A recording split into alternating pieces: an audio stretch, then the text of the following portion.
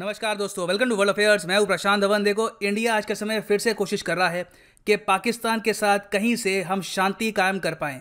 और मैं आपको ये बता दूं कि पॉसिबिलिटी है कि इस साल आप पीएम मोदी का एक टूर भी देखें टू पाकिस्तान। समझाता हूं यहाँ पे कैसे, how will that happen. Now first of all आपको समझना होगा कि अभी हाल ही में क्या हुआ है। पिछले 1-2 हफ्ते में लगातार रिपोर्ट सामने ये आई है कि रॉ के ऑफिसर्स और आईएसआई के ऑफिसर्स, इनकी मीटिंग हुई है यूनाइटेड अरब एमिरेट्स में कश्मीर के इशू को लेकर। एक्सटेंसिवली मीटिंग हुई, बातचीत हुई। और इंटरेस्टिंग बात देखिए यहाँ पर यह है, पहली बार यूएई ने एक्चुअली कंफर्म किया है, एडमिट किया है कि जी हाँ, हम ही वो देश हैं जो कोशिश कर रहे हैं कि ये दोनों न्यूक्लियर आर्म कंट्रीज़ के बीच में पीस स्थापित हो जाए। जो यूएई के एम्बेसडर हैं टू यूनाइटेड स्टेट्स, इन्होंने हाल ही में स्टेटमेंट दी है कि हम तो देखिए यही कोशिश कर रहे हैं कि हेल्दी और फंक्शनल रिलेशनशिप हो between India and Pakistan. Now अगर आप जानना चाहते हैं कि यूएई यहाँ पर बीच में क्यों हेल्प कर रहा है इंडिया और पाकिस्तान की, ये लोग क्यों चाहते हैं कि रिलेशंस इंप्रूव हो दोनों कंट्रीज़ के, तो इस पर मैं एक अलग से वीडियो बना चुका हूं ऑन वर्ल्ड अफेयर्स। आपको सिंपली सर्च करना है why UAE wants peace between India and Pakistan. मैं कोशिश करूंगा कि इस वीडियो के डिस्क्रिप्शन सेक्शन में इस वीडियो का लिंक भी आपको प्रोवाइड कर दूं। मगर अभी के लिए इस पर्टिकुलर वीडियो में हम बात करेंगे कि क्या भारत की तरफ से एक सही स्टेप होगा कि अब हम पाकिस्तान के साथ शांति कायम कर ले, रिलेशंस वापस नॉर्मल कर ले, या फिर पास्ट एक्सपीरियंस की तरह ये एक बहुत बड़ी गलती हो सकती है गवर्नमेंट की। डिस्कस करेंगे इस टॉपिक को, बहुत कुछ यहाँ पे आपको जानने को मिलेगा। A lot to know, a lot to discuss as always, but before we begin, एक क्वेश्चन यहाँ पे मैं आपसे पूछूंगा। क्वेश्चन बहुत ही सिंपल है, मैं चाहता हूँ आप सब लोग इसको अटेंड करें in the comment section below.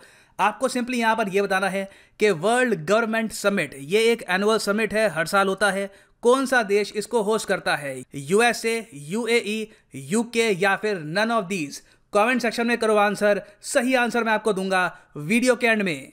ना फर्स्ट ऑफ ऑल मैं आपको ये बता दूं कि जब मैं वीडियो रिकॉर्ड कर रहा हूं, ऑलरेडी पाकिस्तान के विदेश मंत्री शाह महमूद कुरैशी ये पहुंच चुके हैं यूएई में, और भारत के जो विदेश मंत्री हैं एस जयशंकर, ये भी पहुंच जाएंगे कल।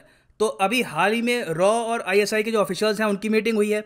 अब विदेश मंत्री इंडिया और पाकिस्तान के ये भी पहुंच चुके हैं यहाँ पर यूएई में, और यूएई की तरफ से यहाँ पर स्टेटमेंट ये आई है कि हम यही चाहते हैं कि यहाँ पर मीटिंग हो और फंक्शनल टाइज डेवलप हो जाए between India and Pakistan. Now question आपके माइंड में यहाँ पर ये आएगा, what do they mean by functional ties? इसका मतलब क्या होता है? आई मीन इंडिया पाकिस्तान की बहुत ही एक कॉम्प्लिकेटेड हिस्ट्री है। ये लोग चाहते क्या है कि कैसे रिलेशंस यहाँ पे हम मेंटेन करें। देखिए, बात यहाँ पर हो रही है कि पहली बात तो जो हाई कमिश्नर्स हैं इंडिया और पाकिस्तान के, ये नियुक्त किए जाएं। अभी इंडिया पाकिस्तान ने प्रॉपरली हाई कमिश्नर्स नियुक्त नहीं कर रखे एक दूसरे की कंट्रीज में। तो एक बार अगर ये हो जाता है, ये बहुत बड़ा स्टेप होगा। उसके बाद हम उम्मीद कर सकते हैं कि जो ट्रेड है, जो व्यापार है, ये भी वापस स्टार्ट हो। फिर देखिए, सबसे बड़ी यहाँ पर एक उम्मीद ये जागी हुई है, और ये बहुत ही एक रिस्की स्टेप होगा इंडिया के लिए। मैं जानना चाहूँगा कि आप क्या सोचते हैं इसके बारे में। बात यहाँ पर यह चल रही है कि रिलेशंस इस हद तक इंप्रूव हो जाए कि इस साल जो सार्क समिट है, south Asian association for regional cooperation, इसका जो समिट है जिसको होस्ट करेगा इस्लामाबाद, इस समिट को प्रधानमंत्री नरेंद्र मोदी अटेंड करें, ये बात चल रही है। और यहाँ पे आप समझ सकते हैं कि अगर पीएम मोदी जाते हैं पाकिस्तान तो सिर्फ यहाँ पे सार्क समिट के लिए नहीं जाएंगे। सार्क समिट के साथ ही साथ इनकी एक बायलैटरल मीटिंग भी हो सकती है with Pakistan prime minister Imran Khan. ना यहाँ पे मैं जानना चाहूँगा आपका ओपिनियन कि आपके हिसाब से इंडियन पीएम को सार्क समिट यहाँ पे अटेंड करना चाहिए, या फिर 2016 से लेकर अब तक जो हमारी पॉलिसी रही है कि जब से उरी पे हमला हुआ था तब से हमने सार्क समिट ना अटेंड किया है, और एक्चुअली पाकिस्तान को इतना अलग कर दिया रीजन में कि बाकी कोई भी और देश अटेंड करने नहीं गया सार्क समिट। इंडिया ने बेसिकली अपने इन्फ्लुएंस से सार्क समिट को बिल्कुल रोक दिया 2016 से। क्या वही जो पोजीशन है यही कायम रखनी चाहिए? और ऑफ कोर्स यहाँ पे आप लोग बस अपना ओपिनियन ही दे पाएंगे। गवर्नमेंट ऑफ इंडिया का जो ओपिनियन है वो ऑलरेडी काफ़ी हद तक दिख रहा है कि बन चुका है। पीएम मोदी ने ऑलरेडी काफ़ी बार सार्क का मेंशन किया है कोविड-19 पेंडेमिक के टाइम में। आपको याद होगा मार्च 15, 2020 में जब कोविड-19 की पहली वेव बहुत ही शार्प तरीके से बढ़ रही थी, केसेस इंडिया में बढ़ रहे थे, पाकिस्तान में, बांग्लादेश में, उस वक्त पीएम मोदी ने इनवाइट किया था पाकिस्तान को टू वर्चुअल सार्क मीट। हाँ, अजीब बात यहाँ पर यह थी, एक आप कह सकते हैं एरोगेंस थी पाकिस्तान की तरफ से कि इमरान खान ने ये मीटिंग अटेंड नहीं करी, वेराज बाकी जो सार्क कंट्रीज थी उनके प्रेसिडेंट या फिर प्राइम मिनिस्टर इस मीटिंग में मौजूद थे। मगर इंडिया ने फिर भी यहाँ पर एक काफ़ी बड़ा दिल दिखाया और ये कहा कि हम यहाँ पे बनाएंगे corona virus emergency fund for the region. और उसके बाद भी आप अगर देखो तो भारत सरकार ने काफ़ी बार सार्क का मेंशन किया है और अपनी तरफ से यहाँ पर यह शोकेस नहीं किया कि हम चाहते हैं कि सार्क अब डेड हो जाए, सिर्फ हम फोकस करेंगे बिम्स्टेक पर। इंडिया ने यहाँ पे ओपनली कहा है कि सार्क को रिवाइव करने में, सार्क को पुनर्जीवित करने में भी हम काफ़ी हद तक इंटरेस्टेड हैं। ना ये सब सुनने में काफ़ी पॉजिटिव लगता है। उम्मीद भी यहाँ पे जागती है कि क्यों ना ऐसा हो जाए। आई मीन ये रीजन वापस डेवलप करे, कंट्रीज़ के जो मतभेद है ख़त्म हो जाए। सुनने में काफ़ी अच्छा लगता है, मगर रियलिटी हमको यहाँ पे फेस करनी होगी। We can not ignore the reality.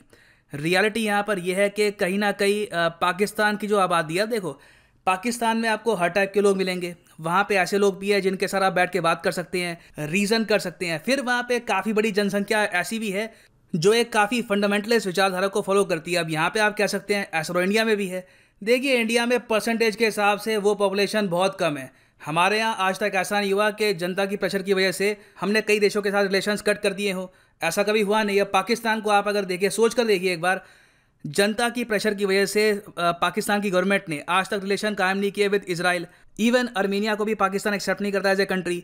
India के साथ ट्रेड आज भी काटा हुआ है। फ्रांस के साथ रिलेशंस इतने ख़राब कर लिए हैं कि फ्रांस की सरकार ये कह रही है कि जो भी फ्रेंच नागरिक हैं पाकिस्तान में, सब देश छोड़ के वापस फ्रांस में आ जाओ। तो पाकिस्तान में ओवरऑल देखो फंडामेंटलिज्म की प्रॉब्लम काफ़ी ज़्यादा है।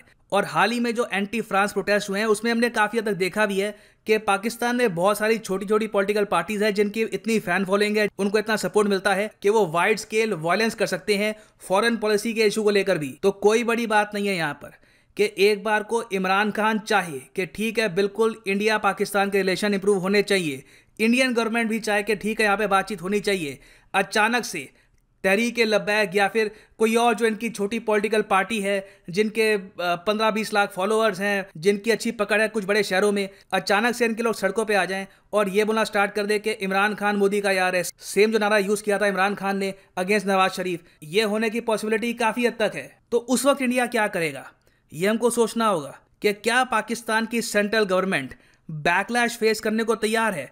अगर इमरान खान पे बहुत ज़्यादा प्रेशर पड़ता है तो क्या एक बार को ये अपनी आर्मी को, अपने लोगों को ये कहने को तैयार है कि देखिए अभी के लिए हमें रिलेशंस इंप्रूव करने होंगे with India for the prosperity of both the countries and the region. या फिर लास्ट टाइम की तरह ट्रेड के इशू को लेकर इमरान खान पीछे हट जाएंगे और कहेंगे कि ठीक है नहीं, अभी के लिए कॉटन और शुगर जो है ये हम इंपोर्ट नहीं करेंगे फ्रॉम इंडिया, कोई ट्रेड नहीं होगा इंडिया के साथ जब तक आर्टिकल 370 वापस नहीं लौटता। क्योंकि हमको ये भी एक्सेप्ट करना होगा कि आर्टिकल 370 वापस नहीं आने वाला, आर्टिकल 35A 370 वापस नहीं आने वाला। ये पॉसिबिलिटी है कि जम्मू कश्मीर को स्टेटहुड मिल जाए, ये एक यूनियन टेरिटरी से एक स्टेट बन जाए, उसकी पॉसिबिलिटी है, हमारे होम मिनिस्टर कह चुके हैं। तो कहीं ना कहीं पाकिस्तान को अपनी जो ईगो है, अपनी जो प्राइड है, ये काफ़ी हद तक पीछे रखकर यहाँ पे बात करनी होगी।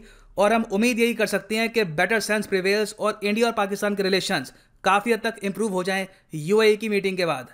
खैर वापस आते हैं अपने क्वेश्चन पे कि वर्ल्ड गवर्नमेंट समिट एनुअली कौन सा देश होस्ट करता है। तो सही उत्तर यहाँ पे USA बिल्कुल भी नहीं है।